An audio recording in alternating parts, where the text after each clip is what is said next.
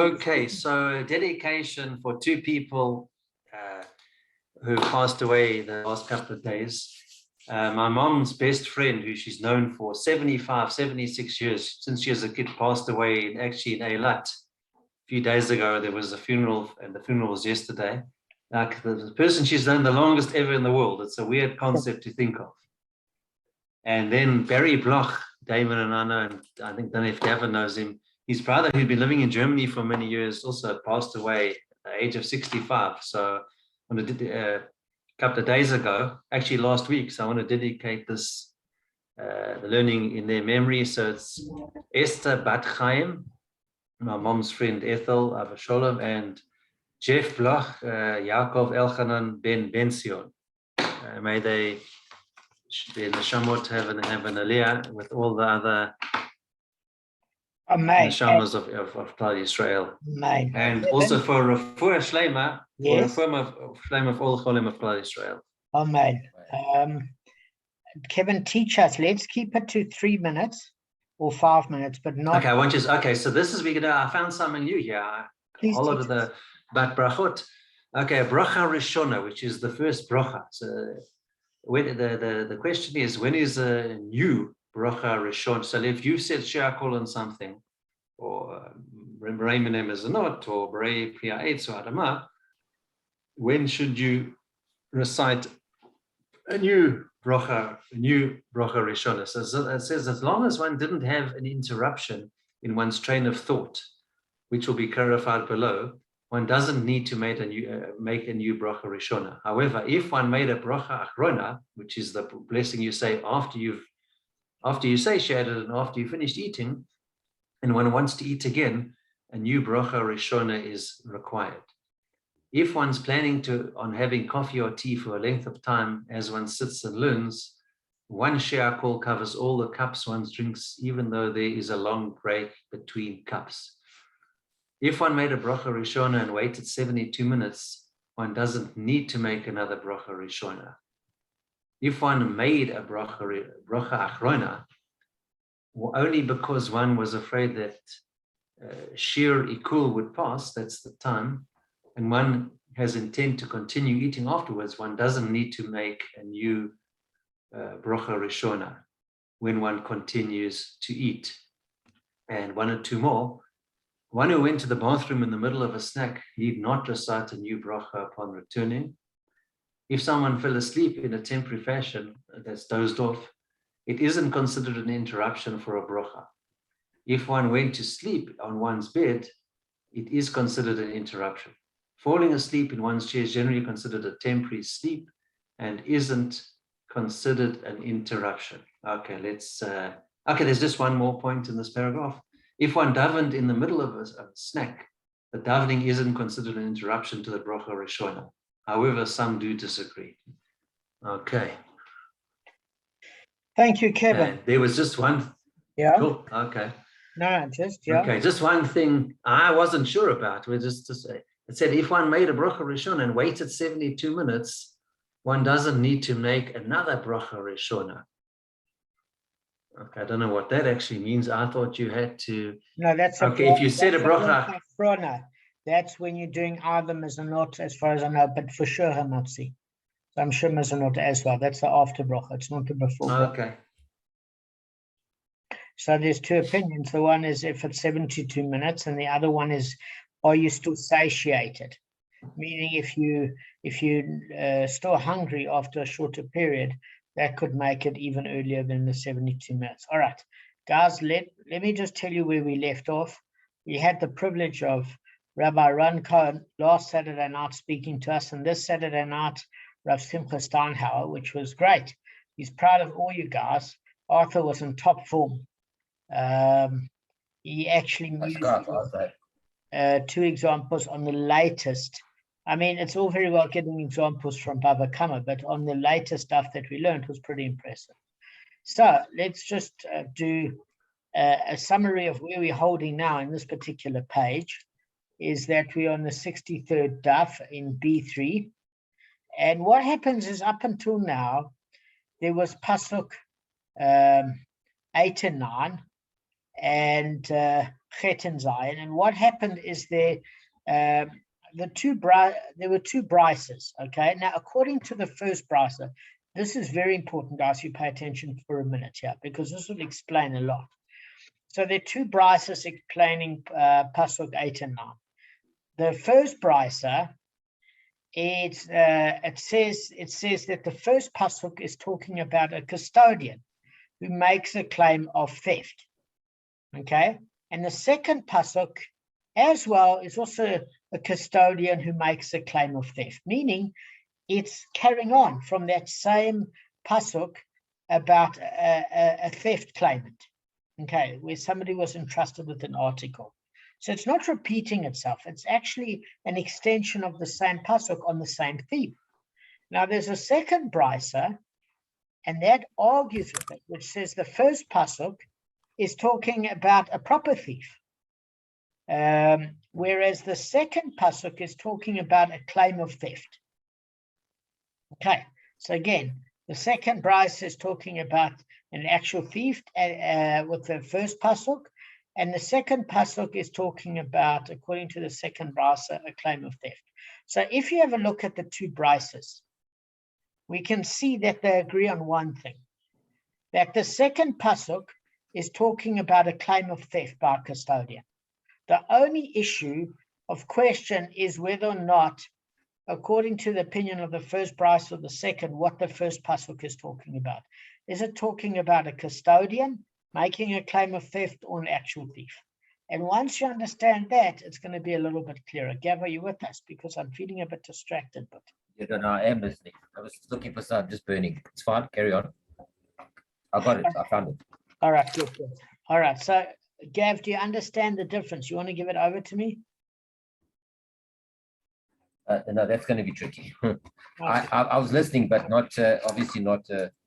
I need this so badly. Sorry, I'm just dying here. It wasn't because I was doing this. If I don't have it, I'm not going to be able to concentrate the rest of the session. Okay. Does Arthur want to give it over to us? You can wave if you say no. Well, listen, Arthur, if you're going to have, I get it. No. Okay, that's fine. Guys, I'm trying to give people a chance. I mean, I was so good last night. I don't want to, overshine everybody. I want, That's give fair everybody enough. else a chance. I owe to King Arthur. Fair enough. That's fair. You get a reprieve. So he doesn't want to outshine us. Makes sense. So what? Okay, so what we actually do. You're just saying there were two things. The one is, if I got this right, let me try. Okay, is the one was actually the one was is it with the God? No, my mind's gone blank now. Just give me a second. Okay. I'm so tired at the moment. The one is to do with, is it before, is it something he's going to do? That's what I'm thinking getting, or something that he's done? Let's keep it simple. We'll redo it again for the benefit. Kev, do you want to take Okay. a stab? Two prices. Okay. No, All right. I So was guys, listening, but I was no problem. All right, absorbing. let's go again. All right. So there's two pasukim, right? Okay. There's Vav and then there's Zayin. Okay. There's pasuk 8 and 9. Now, there's an argument in terms of what the brises say that the pasukim are discussing. So, according to the first brisa, the first pasuk is talking about a custodian making a claim of theft. And according to that first brisa, that second pasuk leads on from there and is talking about the same subject matter. Doesn't talk about an actual thief. That's according to the first brisa, explaining pasuk 8 and 9. Now, there's a second brisa that said it's not true. Is that the first pasuk is talking about an actual thief, and the second pasuk is talking about a claim of theft by a custodian. So if you compare brisa 1 and 2, you bottom line know that the second pasuk all agree that it's talking about a claim of theft. The only issue is that the first brisa is saying that the first pasuk is also talking about the same theme, whereas the second brisa is saying it's talking about an actual thief. That's all. That's all we're saying. Okay. Now, based on that, we have a question. So we is that it's fine according to the one Tana of the second Beraisa. Why? Because if you remember, the Tana of the second Beraisa is saying that the first pasuk is talking about a thief, and the second one is talking about a custodian who has a claim of theft. So you understand, you can say logically that makes sense why two verses are written, because it's talking about two separate themes. So it makes sense. But then why would the Tana of the first Beraisa say that both verses are actually dealing with a claim of theft? It seems like kind of a repetition of the same law. So why do I need this two verses to discuss the same law? Which is a sensible question. It seems like repetition. So the Gemara answers no. They said that the one verse is superfluous, and the reason it's there is to teach us to exclude from the twofold payment a custodian who makes a claim of it was lost. We already said that if a custodian says it was lost, he only has to pay back the principal, but he doesn't have to make the double payment. So that's what it's coming to teach us. And then the Gemara says, okay, that makes sense. But then, since how does the Tana of the second Beraisa answer that? Because he's saying the one verse in the pasuk is talking about an actual thief, where a second verse is talking about a claim of theft by a thief. What do we mean a claim of theft by a thief? It turns out that when there are witnesses against this custodian, he's no better than a normal thief. So that's what we're calling a claim of theft, where a guy was caught out. So we're saying, so why would you then, how would you deal with this issue? In other words, where do you learn that if a claimant of theft is caught out, but he claims it was a case where the object was lost, in other words, no longer rendered fit for use, that he doesn't pay the double penalty? Because you can't expound the law because it's not repetition. One's talking about an actual thief, the other one's talking about a custodian. So we learn that law because of the Hebrew word. It was stated with a haganav, the thief. So with a definite article, we're saying if it was actually stolen, then the twofold payment occurs. But if it was lost, there's no twofold payment. There's just the compensation for the amount that he sought to steal from the original owner. Okay. Now, then the Gemara asks in return, okay, so what do you think the Gemara is going to ask next, guys? We've been doing this long enough for you to work it out. Are you talking about the kind of the thief, or the theory of it?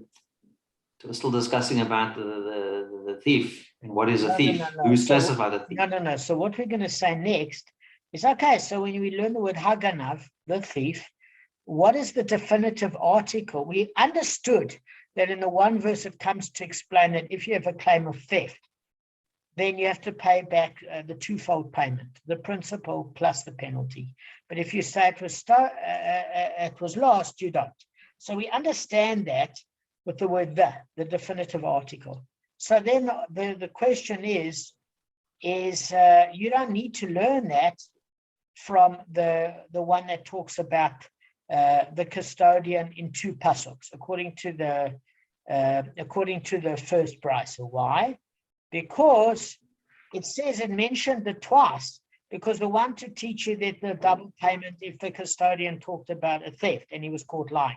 But if he said it was lost and it was caught lying, then in that case he only pays the principal payment. But the question remains now, since the second Beraisa is learning the word the thief, with a definitive article saying the theft, but not that which was stolen, there's a double penalty. What is the Tana of the first Beraisa comes to do with the word the? In other words, the definitive article is teaching us what, according to him, because he's got to explain himself.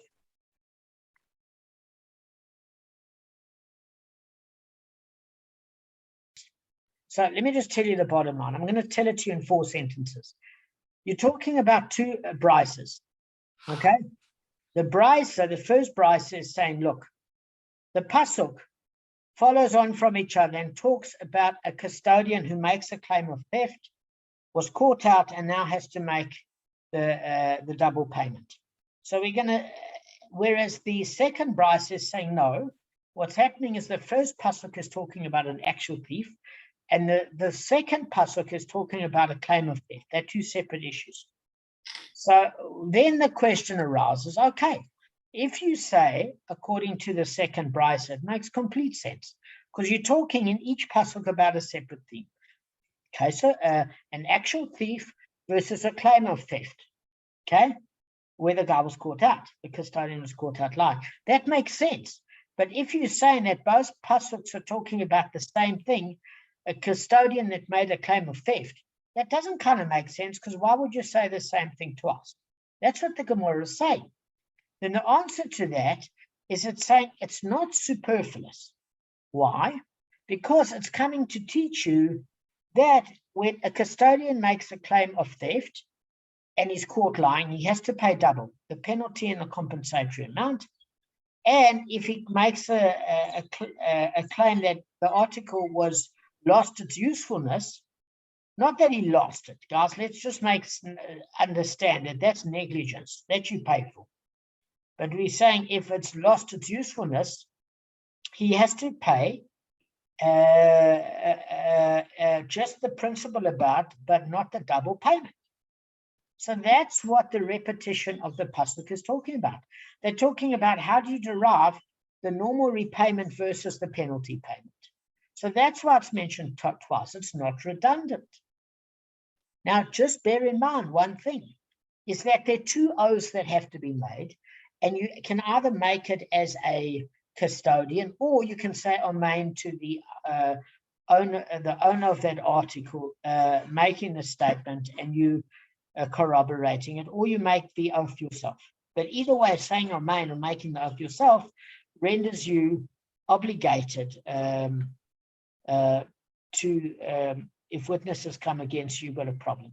If you don't say amen, or you didn't say an oath, and the owner of that article believes you, there's no penalty payment, even for something that was stolen, except if you're an actual thief. So just bear that in mind. Now, there are two oaths. The one oath you make is that you never laid your hands on it. That was the term. Meaning, if it broke and you never touched it, and you make an oath to that, you're not responsible. If you fiddled with something that wasn't yours, that somebody left a DVD player to you to look after, and you hooked it up to your TV and had lightning that night or whatever, what are you doing using something like that? You're not meant to. So there's an oath about, in a case of something being lost, did you fiddle with it, and loss of use, or if it's stolen, is there a case where you have to make an oath that you yourself didn't steal it and somebody else stole it from you? So in the case now, the Gemara is asking a very simple question. It's saying, right, so we understand that it's not redundant when it mentions in both pasuks about a custodian making a claim of theft, because in the one we learn that for something that was lost, there's no double payment, just the principal. Now remember, because if you're caught out lying, but you have to pay for loss or theft as an unpaid custodian oath, this is very important, if you're not prepared to take an oath. You pay. The only time that gets you off the hook is if you're prepared to take an oath, either that you never fiddled with the article, or that it was stolen from you. Okay, that's why you don't pay, because of the oath you meant to take. But if you're caught lying on stolen, double payment. If you're caught lying on loss of use, single payment. So then the Gemara is going to ask a question and say, great, so we learned something. So how does the Tana of the second Beraisa learn that rule? Because he's saying the first pasuk in the Torah is talking about an actual thief, and the following pasuk is talking about a claim of theft. So where does he learn this rule that if the claim of theft was about loss, that you only pay back the amount that you claim was lost, but not a penalty payment? So it's a good question. So the Gemara says we learn it from the definitive article, the thief, Haganav. They're saying when it's regarding a case of the thief that stole it, there's a penalty payment. When you're talking about the loss, there's no penalty payment. It's just the principal you pay back. Are you with me so far? Simple so far. Yes. But what's the word the? I don't see why the word the really makes I'll any. explain it to you. Excellent question. Specific also. It's specific. So if I say to you, Gavin, get me things from the car, or let's get our stuff from the car that we went to pick and pay. That's fine. If I say, please get me the blue packet. If I say get the blue packet to the left, I'm talking about a specific thing. If I say get packets, blue packets of pick and pay, it's non-specific. So whenever I say this one, not that, it's defining it. The thief, as opposed to loss. It's not a general term of something that you no longer have. It's saying when it's regarding the theft, you pay double, but if it's about loss, you don't. So it's a specific But nature. it's using the word the both. No, I understand it's specific. It's not. In Hebrew, it's not at all. I'm saying in English, think of it as the word this, because when I say this, I'm implying not that. So the Hebrew word ha is also specific. Do you get what I'm saying? Are you referring it to the kind of, not to a lost? No, not to a lost. No, not to a gunner. They're referring it to the claim of theft as opposed to the claim of loss. So it's the claim of theft and the claim of loss. Yes, that's exactly it. Okay. So because it's saying this in the second Beraisa is confusing, because how do you learn in the first Beraisa that says that the first and second pasuk is talking about the custodian making a false claim? We understand the one is talking about theft and the one is talking about loss. But when we're looking at the second Beraisa, the Tana says the first pasuk is talking about a thief and the second pasuk is talking about a claim of theft. So where do we then discern this issue that there's no penalty payment for a claim of loss? And we're saying by the word the theft. So anything to do with the theft is a penalty of paying double. Whereas regarding the loss, you only pay the principal amount. Okay, simple so far. Right, let's add a layer. Does everybody understand? All right, next one. So then it's going to ask it's going to ask the Tana, so how does the Tana of the first Beraisa do with the word the definitive article? If it's meaning to teach you something, because no word is redundant in the Chumash, and it's there for a purpose, how does he expound the definitive article of the word the? Because he's already used a different source of the first and second pasuk to explain theft and loss. So he's not doing it like the Tana of the second Beraisa to explain the as learning that. So what does he do with the word the theft? What does he use the definitive article for? So it says, we learn this ruling from Rav Chia bar Abba in the name of Rav Yochanan. You said one who claims the claim of theft by a thief with respect to a deposit that was entrusted to him for safekeeping, when in fact he stole it himself, pays the twofold payment. If he subsequently slaughtered or sold it, he pays the fourfold and fivefold payment. So what we learn there is the definitive article in that particular case of the Tana of the first Beraisa says that just as an actual thief who slaughters or sells an article that's not a sheep or ox pays the twofold payment, we learn that you can expound it that when it is in the case of a sheep or ox, the fourfold and fivefold payment applies. Does that make sense, guys?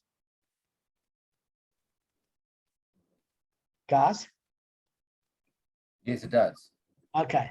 So in other words, the extra hay for the thief is not expounded as an exclusion, but it teaches that all penalties apply to the thief, apply to the custodian. Meaning, you might have thought that the fourfold or fivefold payment only occurs to an actual thief, but not to somebody that originally had permission to have the article. And we learn here, no, just as an actual thief is liable to not only a twofold payment, but when it's a sheep, a fourfold, when it's an ox, it's a fourfold payment Sorry, when it's a sheep, it's a fourfold payment, and an ox a fivefold payment with an actual thief. So too, a custodian who makes that false claim. Meaning, at the point where he actually acted illegally, he's no better than a thief, and he doesn't deserve protection of a unilateral twofold payment. He then pays four and fivefold if it's a ox. Can I just interrupt for 1 second? I would actually give that custodian a worse penalty, like a 6 and 7. No, you can't because give, you know you can't. You No, can't apply. I'm saying in theory. I know you can't. Kevin, I'm because saying in theory. you cannot do Just- that because there's a Just hear me diary. out. I understand that, but I'm just saying, I'm giving you the theory behind why I would do that. I'm not saying you can. Obviously, you can't, otherwise it'll be there. I'm Why saying I can't would, because the custodian is somebody you actually generally know. You generally know, and somebody that you place a lot more trust in than a thief, obviously. So now somebody that you place some level of trust in has gone and betrayed you should be penalized more. That's all I'm saying. It's just a comment. But I'm not looking you at cannot do that because there's a law of Kol v'chomer and Dayu. So let me explain to you Yes, why. I know that. But just as an actual thief who directly never had permission before, you don't make him make more than a twofold payment for a theft of a movable and intrinsically valuable article, and for a sheep and an ox, a fourfold and fivefold payment. You cannot make somebody that originally had permission, that no longer has permission, pay more than an actual thief that is a lawbreaker to start with.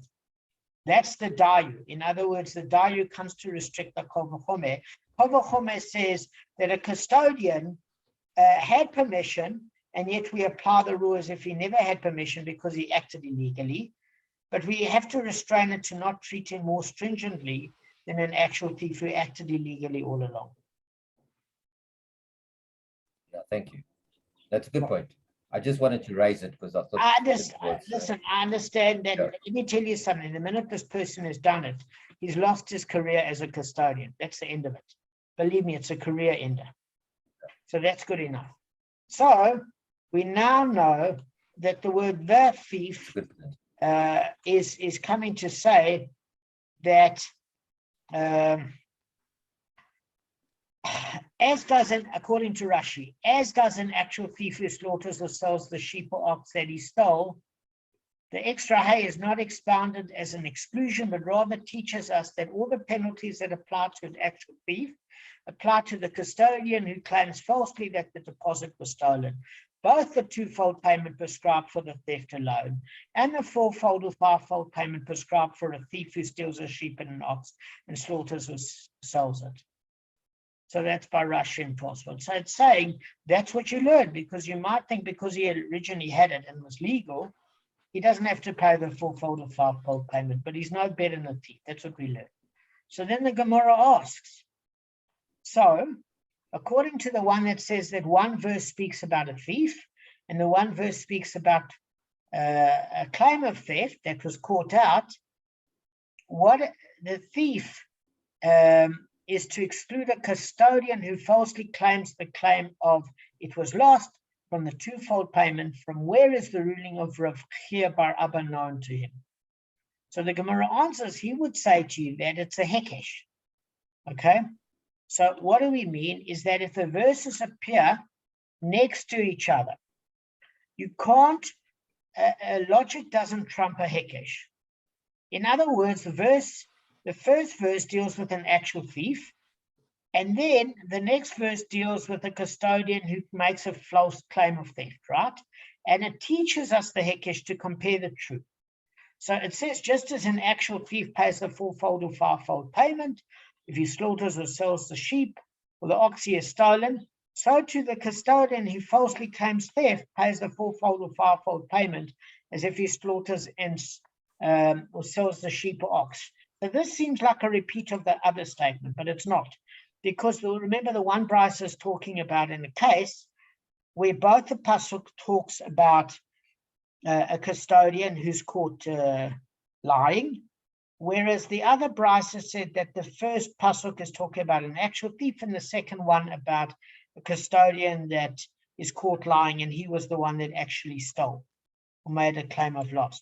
So it's saying whichever way you do it, you still got that issue of either the rule of Rav Chia bar Abbas, who said in the name of Rav Yochanan that the rule extends, or in a case where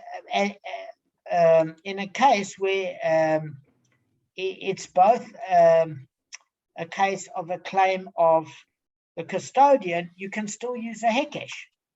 Whether it's a claim of a custodian and a custodian, or theft and a custodian, either way, when the verses extend to each other, anytime it mentions a twofold payment and the next pasuk says 4 and 5-fold, you can say that the principle for an ox and a sheep is the same for a regular thief compared to a custodian that has lied.